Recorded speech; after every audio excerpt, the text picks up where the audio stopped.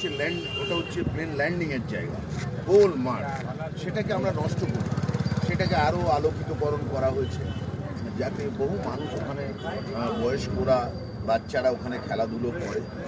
এইটাকে কেন্দ্র করে এবং ভৈরবতলায়, এটা সোজা গেলেই পাওয়া যাবে, ভৈরবতলায় আমাদের দুটো সেই ইংরেজ আমলের দুটো হ্যাঙ্গার আছে, এইটাকে নিয়ে একটা মিউজিয়াম এবং এর প্রাথমিক কাজ মোটামুটিভাবে সম্পন্ন করেছি। আমি একটা বিশেষ ডিটেলস প্রজেক্ট রিপোর্ট বানিয়েছি। তার জন্যে একজন চিত্রকারকে আমি ইংল্যান্ডে পাঠিয়েছিলাম, লন্ডনে ব্রিটিশ লাইব্রেরিতে। এখানে কারা সেই সময় থাকতেন, তাদের দেখতে কেমন, তাদের আকার কেমন, তাদের অবয়ব কেমন, তাদের ডিটেলস কী, সেই সব যেমন নিয়ে এসেছি, তেমনি ওই ব্রিটিশ লাইব্রেরি থেকে তৎকালীন যে বিমানগুলো এখানে চলতো তার দেখতে কেমন, এই সমস্ত কিছু দিয়েই এসব ভিজিবল, এসব আপনারা দেখতে পাবেন, সেই সব রেখে আগামী দিন নির্বাচনে জয়যুক্ত হলে এই মিউজিয়ামটা করব।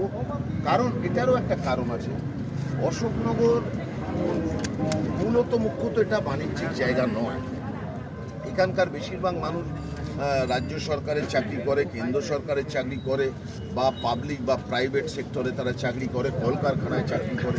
এখানে ব্যবসার খুব একটা, যেমন হাবড়াটায় আছে, যেমন বনগায় আছে, এখানে কিন্তু বাণিজ্যিক প্লেস নয়। তো সেই জন্যে স্থানীয় অর্থনীতিকে চাঙ্গা করবার জন্যে আমার মনে হয়েছে যে পর্যটনটাকে গুরুত্ব দেওয়া ছাড়া দ্যার ইজ নো অল্টারনেটিভ, এখানে আর কোনো বিকল্প নেই।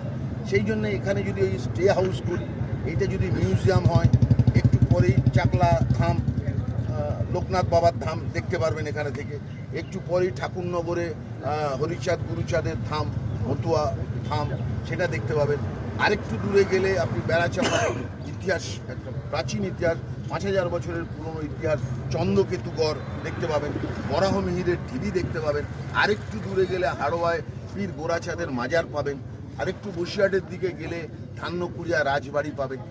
এই যে 20 কিলোমিটার ব্যাস নিয়ে এই যে অনেকগুলো দেখবার জায়গা আছে, এইটা মিউজিয়ামটাকে তৈরি করে আশুদি বিলের ইকো ট্যুরিজমটাকে কমপ্লিট করে এটাকে আমি ফোকাস করতে চাই, যাতে বাংলা এবং বাংলার বাইরের মানুষ এখানে আসেন।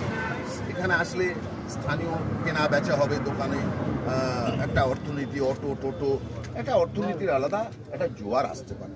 এইটা আমি টপ প্রায়োরিটি এই দুটো বিষয়কে দিতে চাইছি।